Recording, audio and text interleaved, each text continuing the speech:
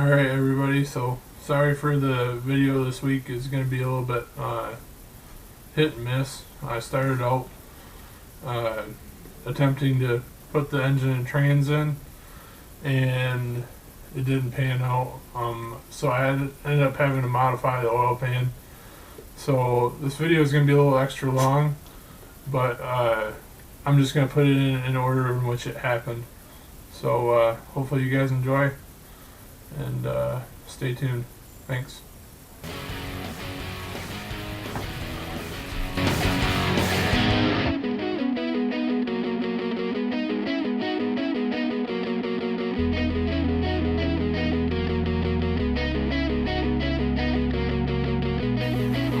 Alright, getting it right into it.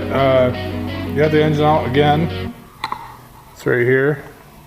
I bought another 5.3 that's probably irrelevant to, I don't know if you guys will see it on the channel or not, but right over here on the stand, I bought it $200 complete, all wiring harness, all accessories. It's an earlier one. It's like a 2001 paper head gaskets, and I've got the computer sitting over here on my seats. But I did get my tunnel welded in. I'll show you guys.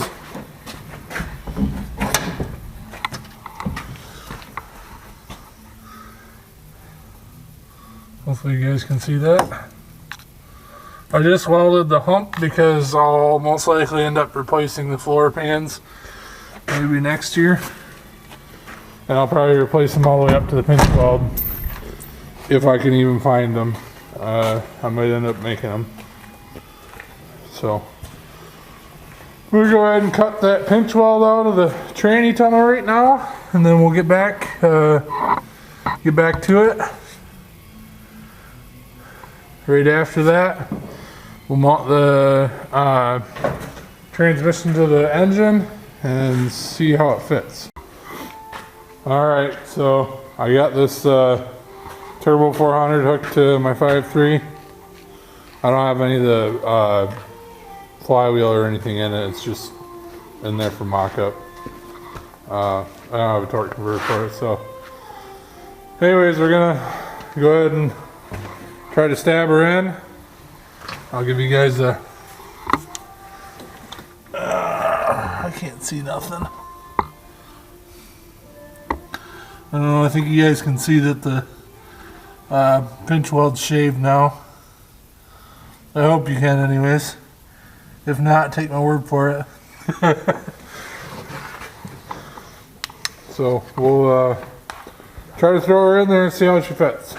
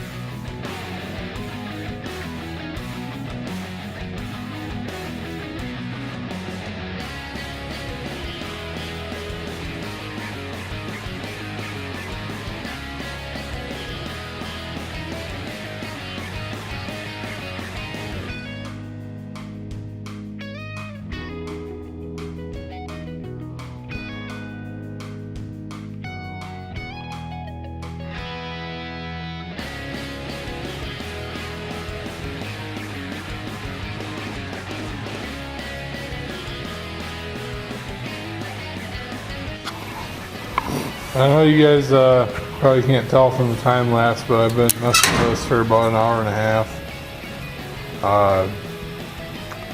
I'm hitting on a bunch of stuff, mainly steering linkage. I just can't seem to get it to drop all the way in, so I'm gonna have to pull it back out some other day. I'm calling it a night on it for tonight, but I didn't really plan on working on it anyways, because it's Monday night right now. But I'm hitting on every little bracket and stuff that they put on these Trailblazer SS pans. You can see all those mounting tabs. Besides that, it went in fairly easy, but I'm hitting here, hitting there, and the thing's got to go quite a bit lower.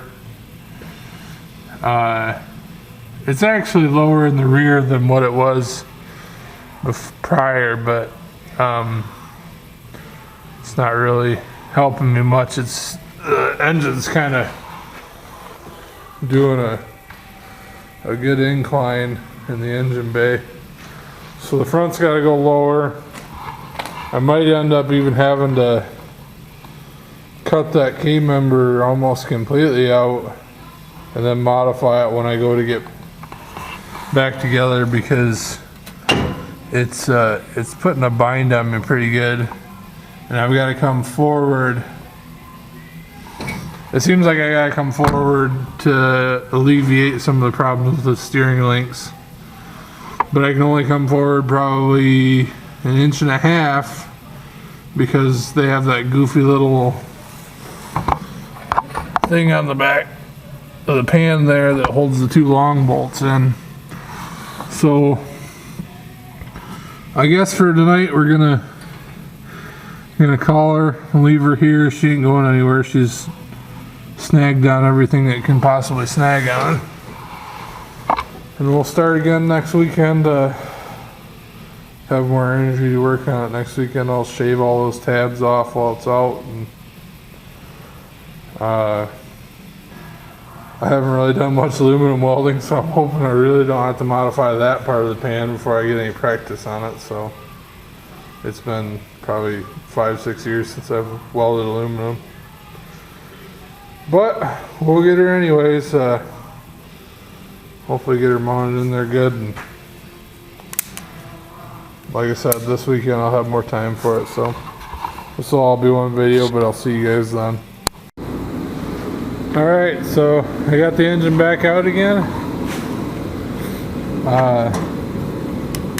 I'm gonna have to make a cut on this oil pan. I don't know if you guys can see that orange line there, right about here. I'm gonna basically end up notching this pan right around here, and then follow it down where the pan's got like a little notch over there. Buy myself some space. I'm going to cut this completely off because these 400s don't use that mount anyways. So there's a oil splash tray that lines the bottom of this pan. So I'm going to have to see how high I can actually go. I'm going to go up to that, and then I'm going to cut it. And then I've got some scrap aluminum that I'm going to throw in its place, tack it in, and then test fit it again. I'm not going to fully weld it right now because frankly I haven't had any time to practice on aluminum, and they're going to end up I don't really have that much confidence in welding this pan right now, so I'm going to build up my confidence before I fully weld it. But I'm going to take all these tabs for the 4-wheel drive tube brackets and stuff. I'm going to hack them off. I don't need them anymore. This tab here I'm going to hack off. Same with this one. And then these 3, 4. Take all of them off just to clear space. And then we'll go ahead and try to fit it again.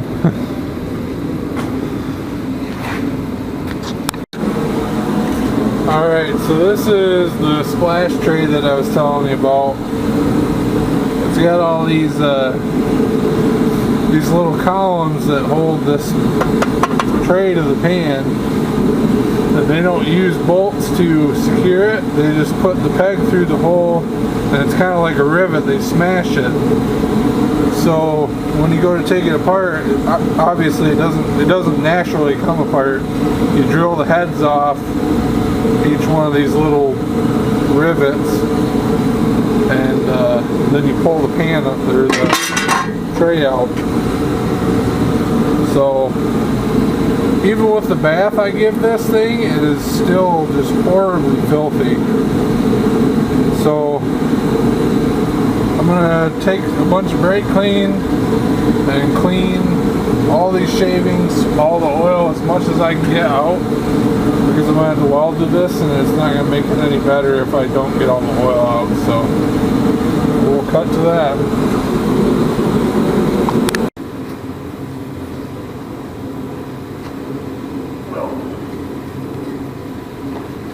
Alright, so I took this into the shop I work at. Hopefully you guys can see it.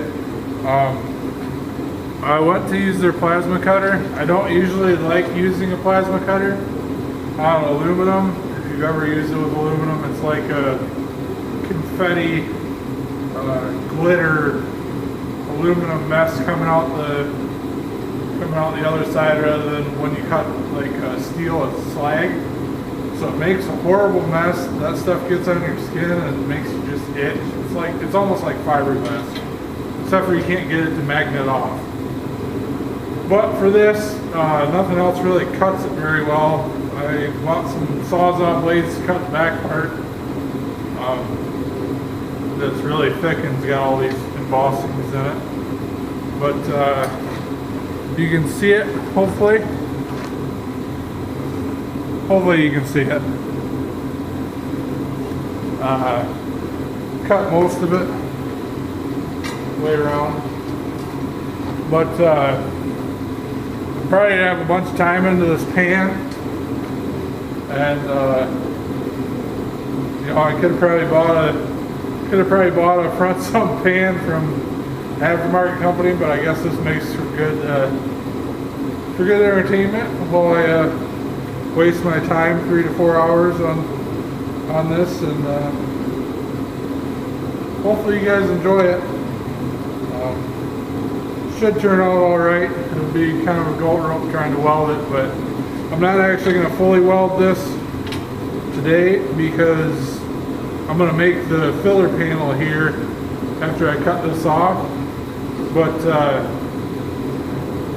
on a cast surface, especially aluminum, you want to have it braced.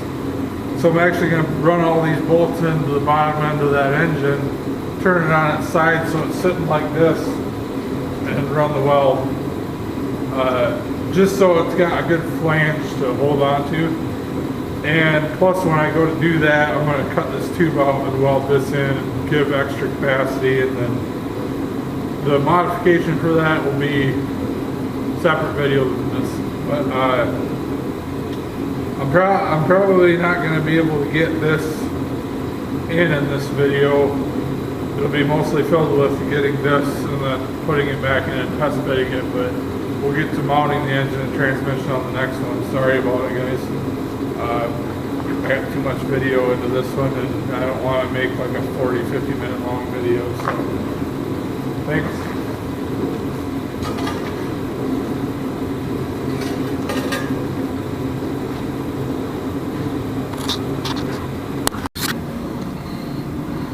Alright, so here we are with the pan cut again.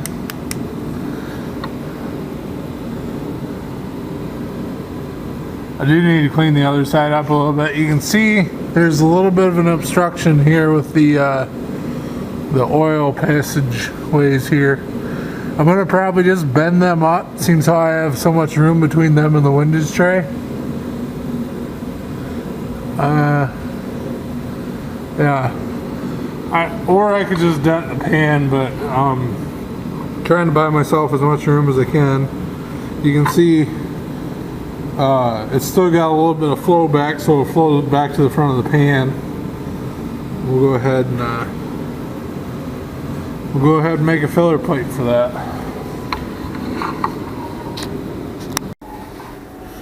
So I got the piece all trimmed up for the hole in the pan.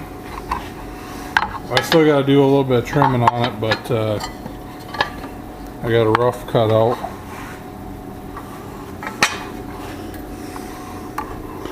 I got a few holes. I got like these corners here. I gotta have to maul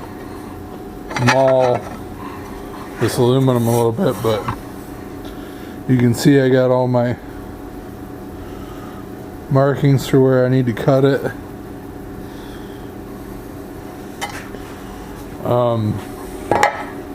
Probably gonna cut it and then call her a night. Come back out tomorrow and get her tacked in and see what we can figure out.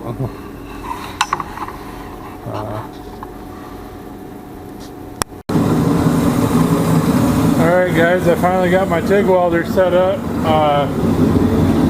The walls aren't much to look at, but this casting's really dirty. Sorry, I had to shut that off. I'm just giving it a couple good tacks and forming it into place. I got it about as clean as I can get. I'm not going to weld this section in right now. I'm just going to tack it, and then we'll I like to weld the whole perimeter of the thing while it's on the engine, so it doesn't try to warp. So yeah, I can give you guys a look at that. Yeah, a couple more tacks I need to make, and then I'll put it back on the engine and try to set it back in. Alright, so I got her thrown back on. See the nice notch? Buys me about an inch.